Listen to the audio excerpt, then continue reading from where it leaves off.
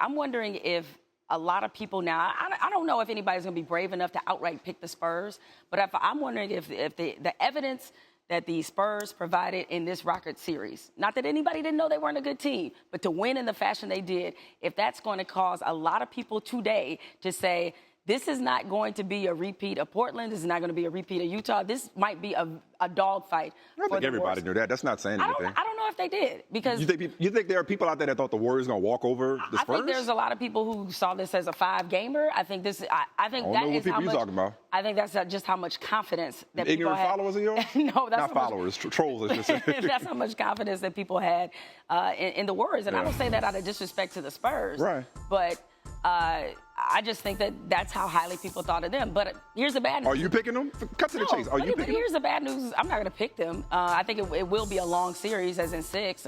Warriors in 6. Here's the bad news, though, for the Spurs.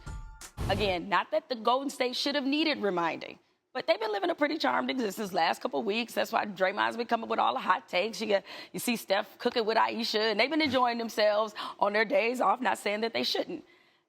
That should have been the game, if it wasn't already, that will get your attention in a whole different way. Yeah, so if you're asking if I've learned my lesson as it relates to picking against the Spurs, I picked the Rockets in 7 for whatever that's worth, which is nothing. Which is basically a toss-up. But that was more belief in Houston than it was doubt in San Antonio. That said, I'm going with the Warriors, and I'm gonna do the cop-out pick. I'm gonna say Warriors in 7, which is really a cop-out. Warriors in 7. You know what I mean? That's how highly. So that means in your mind it is a bit of a toss-up. Because when you say 7. Yeah, and that's out of respect for the Spurs, though. But here's the thing. I mean, we should probably be past the point of being surprised by San Antonio. But I'm sorry.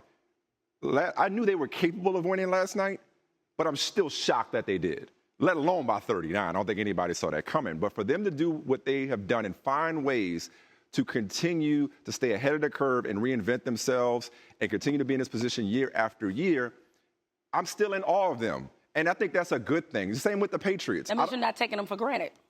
There we go. Finish my sentence for me. That's exactly right. It means we can continue to appreciate everything they do. So let's celebrate the Spurs right now. And not picking them to beat the Warriors does not mean you don't respect them.